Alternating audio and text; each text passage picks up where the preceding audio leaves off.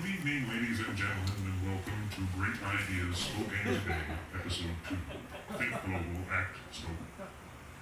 Tonight's event will feature 4 speakers, each giving a talk that should broaden your mind in ways that you didn't think possible, and, hopefully, quell the greatest questions that nag our beautiful area.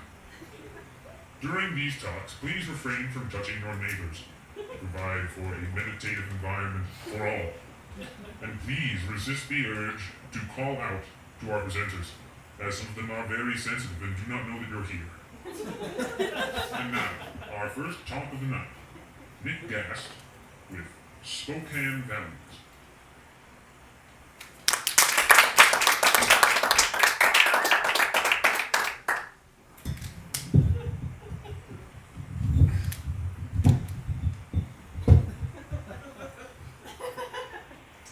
My name's Nick Gast. Oh my god.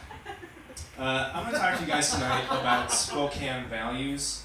And it's not necessarily the values that you have, but the values that the community projects. And it's not pretty. The first thing I want to talk about is something that came up in City Council recently. Is called the Non-Discrimination Ordinance. They made some changes to it. They had some proposed changes that basically just says that the city recognizes people as being human beings, and they wanted to include veterans, people with disabilities, and people that have gender identities that we might not find traditional. And as you might imagine, people had some interesting things to say at City Council. And, ladies, you get some guy putting on his pantyhose in the morning and deciding he's going into your restroom. Well, he don't got the same equipment that you do. And some gal deciding that she's going to come into the men's restroom don't got the same equipment that the guys do. Whale? Have you ever heard anyone say gal with more disdain and hate in their voice? Some gal? I don't even think like a German accent could say gal more hatefully. He also had some interesting thoughts on just discrimination in general. Hey, we discriminate daily. We discriminate against our neighbors. We discriminate against our children. There are things that are worthy of discrimination. That was actually a line that was cut from Mufasa's monologue to Simba. Everything that the light touches is ours to discriminate against. That is only the beginning of how crazy people are at City Council. Take, for instance, this woman. Can anybody self-identify? Can a guy walking down the street that sees the Dallas Cowboys cheerleaders walking into the bathroom in the park self-identify just to follow them in?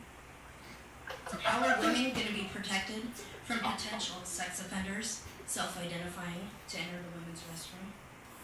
That's a big question for me. I have a 12-year-old daughter. When she wants to go to the park, how is she going to be protected?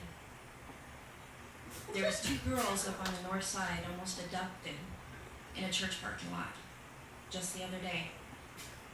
It can just as easily happen if they're playing in the park and they decide to use the restroom. That last part was just an anecdote. It had nothing to do. Children could get abducted in the bathroom. Apparently she thinks that, like, sexual predators are just, like, walking outside of bathrooms, like, if that didn't have a lady with a dress on it, whoa, I'd be in there in a second. And now she thinks that because of this ordinance, they're just gonna, like, put on a muumuu and walk into the bathroom, which makes me think that she's been watching too much Looney Tunes. And she must assume that anyone who is different from her is just a predator, and so I actually asked her to draw what she thought a transgender person looked like.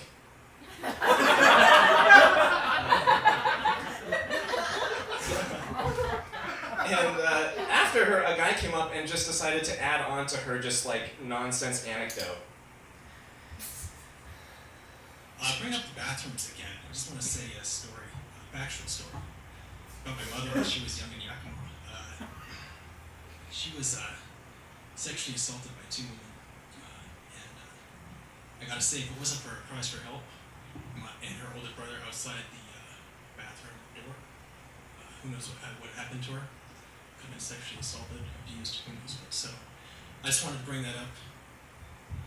I mean, that's like a serious thing, but if anything, that proves that you shouldn't be afraid of transgender people, because he just had 2 women attacked in the bathroom, and he was against the ordinance. Doesn't make any sense. I think that the people at City Council are getting off topic, and I just wish that there was someone dressed like they were trying to sell me tortilla chips that could put everything in perspective. My name is Laura Carter, and I live here. Yes! Thank you, Laura Carter. Please put this ordinance into words I can understand. And I am pretending to be a transvestite, a woman dressed as a man. And the idea is, I hear this talk about men, transvestites wanting to use the ladies' restroom. Well, what about women using the men's restroom? After all, if you go to public places where there are maybe busy amusement parks, or there's a long line of people waiting, of women waiting to use the ladies' restroom, and whereas men could go in there and come right out, then why shouldn't women, if they want to use the restroom more quickly, just dress themselves as men, and so they can use the men's restroom and get in there and get out a little sooner. I cut it there because that's the best punctuation for a statement ever, just looking around. I still think people are losing sight of what this thing is. Again, it just says right there, the city values the dignity and worth of all human beings. And they're going up there like, I'm dressed as a man. You shouldn't be able to go into my bathroom. But she gets even crazier. And a lot of people call this a democracy. But it seems like our country is becoming an idiocracy. We're run by idiots. I mean, that's the way I think that our country is becoming to be perceived by other countries. I wonder why other countries would perceive us as idiots.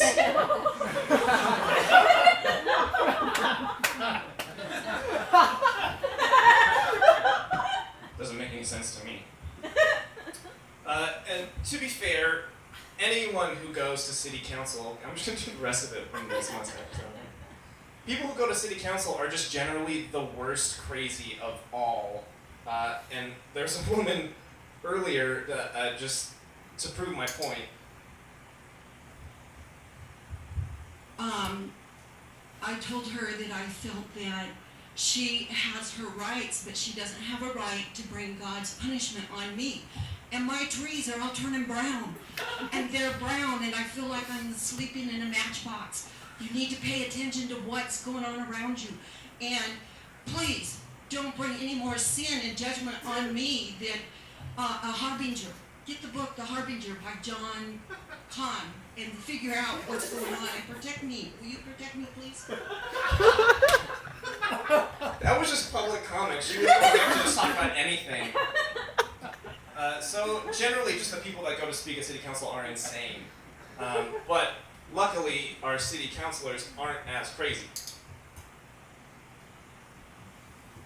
First off, I have to say, I find it totally offensive that just because someone identifies themselves as trans, they are automatically considered a criminal, or they're going to rape somebody in a bathroom. Yeah! So I'm the voice of reason. Starts to make me feel a little bit of pride in Spokane.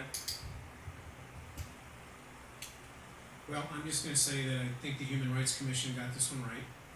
I also take great offense to equating any particular class or category or self-identified or not of individuals being likely to be a sex offender. I think it's short-sighted. I don't think it looks at all the facts. And though some of us may not remember when veterans were discriminated against, I'm actually old enough to remember when the wars were unpopular.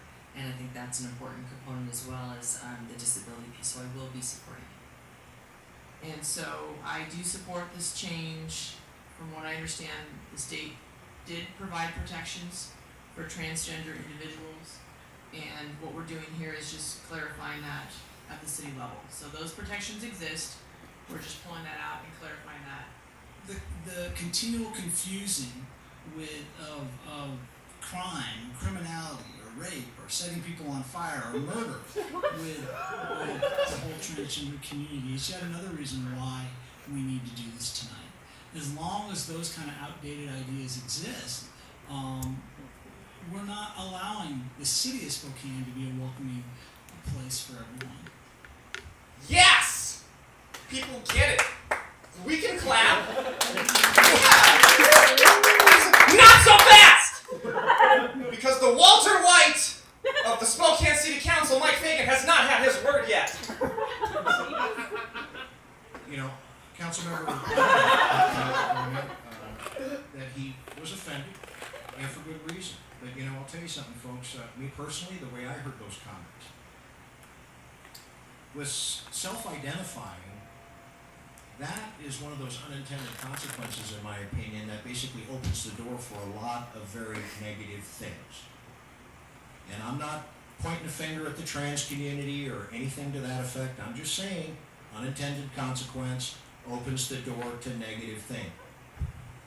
Did you guys notice that last part? Let's watch that again.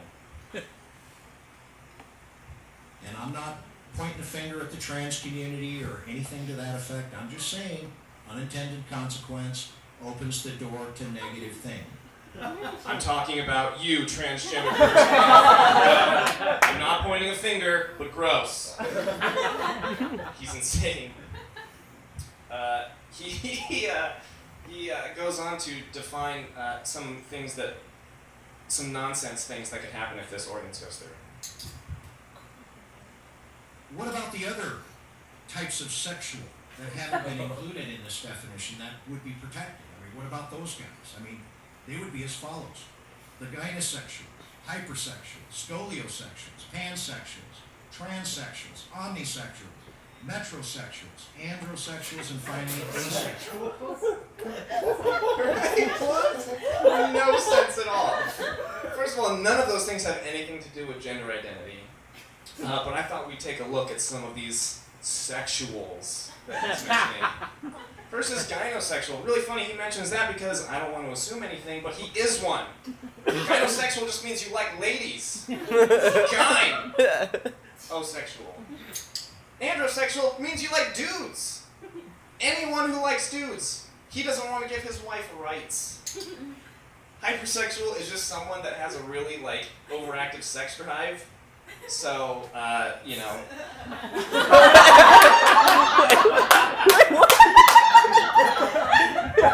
And metrosexual, and this is nothing to do, but that's Ryan Seacrest, and I spent so long looking at pictures of his face to find one that looked the most metrosexual, but I don't even see a face anymore. He's just he's the prototypical apes and Fibonacci in his face. But it's not even the sexual part of this bill that is most concerning to my opinion. Finally, with respects to mental disabilities, that one is especially scary to me for what's presented in this particular ordinance and what's presented in the ADA. Because put myself in a position of an employer. Am I to be expected to hire someone who's suffering from anxiety disorders, like PTSD, panic disorder, bipolar disorder, schizophrenia, and personality disorders? Come on. There has to be limitations. There has to be limitations. Maybe we round all these people up and maybe put them all into what I might call a camp and make them do some labor in those isolated camps. Oh my God! I'm not here to say that Mike Fagan is literally Hitler. I would never say that Mike Fagan is literally Hitler. I'm not here to say that. So the ordinance passed, so we don't discriminate against anyone now, which is awesome. But the protector of Spokane Values wasn't finished with this ordinance. He tackled the thing that is threatening Spokane the most. Bikini baristas!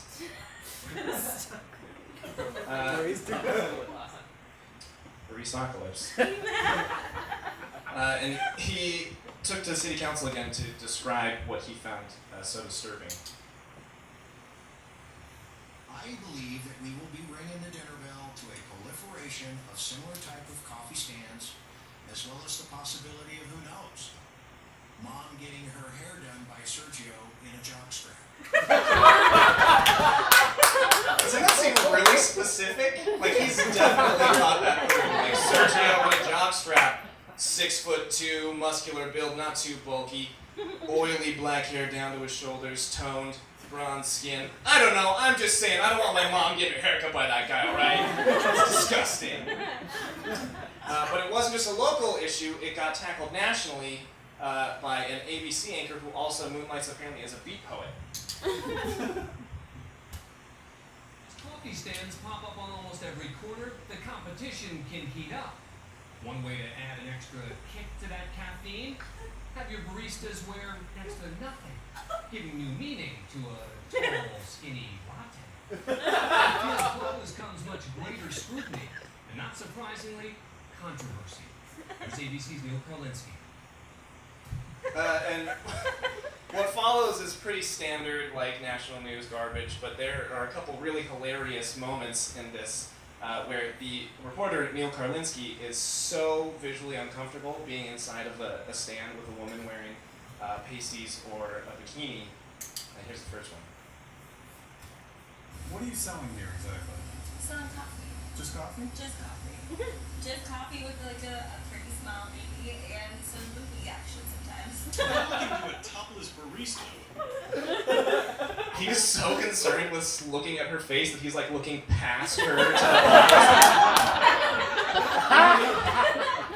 Oh yeah? This next one is even worse because he's talking about men who might creep them out. He does something that is so unbelievably creepy. See if you can catch it. You ever feel a little creeped out? You know, the guys are coming here and just ogling. Not really, because they never really make it seem that way. Every once in a while you'll get a creepy one that says some weird stuff to you, but it doesn't really happen that much. In case you missed it, he said, "Does anyone ever creep you out?" Let's go to the video evidence. You ever feel a little creeped out? You know, the guys are coming here and just ogling. Not really, because they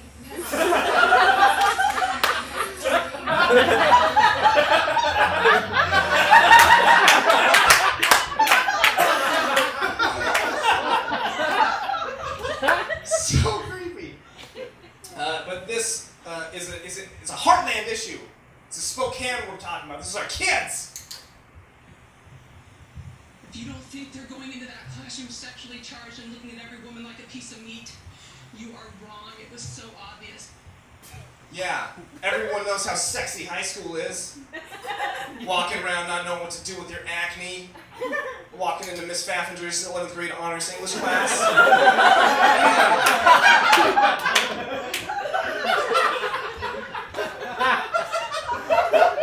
Looking at her like she's a piece of meat. And just in case showing you these women has aroused you in any way, or in case you just want your genitals to dry up forever, I have a clip here of Mike Fagan describing some of the things that this ordinance would regulate. We might need to turn the volume up for this. Section B, unlawful public exposure means the exposure of any of the following body parts to the person without a full and opaque covering in any other than a public place provided or set apart for nudity. 1.